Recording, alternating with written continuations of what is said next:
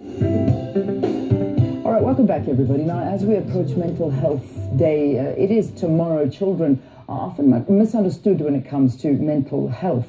It's difficult to actually diagnose a child with any psychological disorder because they're still in the process of actually growing up.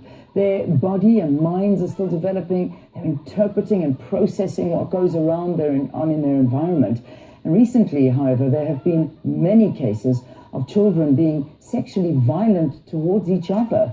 So for more on this, we are joined by Casey Blake, a registered counsellor, to discuss some mental health issues with children, particularly when we talk about this over-sexualized society we seem to be coming in. Good to have you in studio. Good morning. Thank you. Pleasure. I mean, if we take some of the examples, and let me use one that really shocked South Africa, was the story of the 6 little boys who gang raped that grade 2 learner.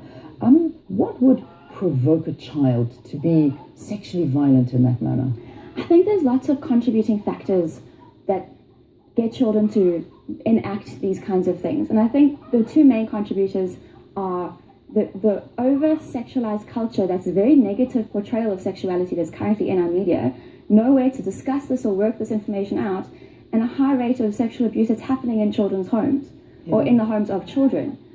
So what happens with these cases, and it's not just in the townships, it's across all cultures and races at the moment, is that when a child is exposed either to sexual violence themselves or witnessing it, they have no way to understand this information and to process it in a way that they know what's going on. Yeah. So what children do is they reenact these things, and in a group situation, they do that, and without having any positive influences around sexuality or any positive portrayals around sexuality. I mean, if you think about anything related to pleasure, it's got a high age restriction on TV, but anything that's violent has got nothing. It's free for all. Yeah. So there's very limited exposure. So they act out what they've been seeing, and they try and learn this. The problem is, or they try and figure out the information. The problem is they're just hurting more people, and there's a cycle of violence in our society because of this lack of sex education and information to help them process what's happened to them. Yeah.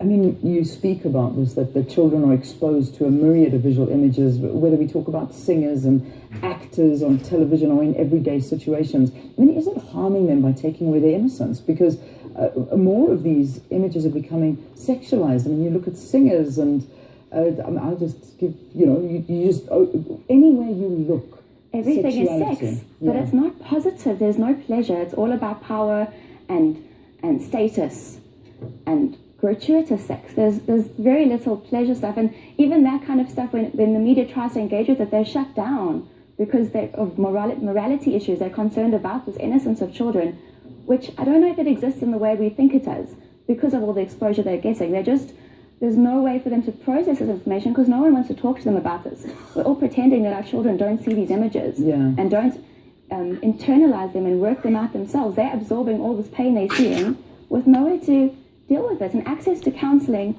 or spaces of sex education that is legitimate or helpful or accurate are limited.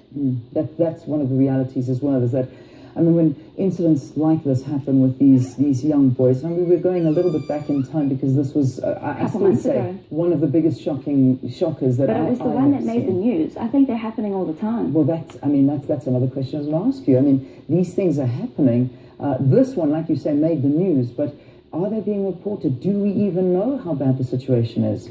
Trauma centres all over the country are seeing these cases all the time. People just don't know where to go for counselling. People don't know where to go for help. There's limited access. So I think the lucky cases get to trauma counselling centres and they get to go through some sort of counselling process, both the perpetrators and the victims, because everyone's a victim in the situation if we're all dealing with children. Well, let's wrap it up and I suppose give some parents advice, because parents may be doing an unbelievable job, but the childminder that they leave their kids with, perhaps I'm not accusing schools, but you never know. There's been many incidences of children being abused by teachers at school, being abused by fellow pupils and higher grades at school or wherever else. Parents are working these days all the time. What should they look out for?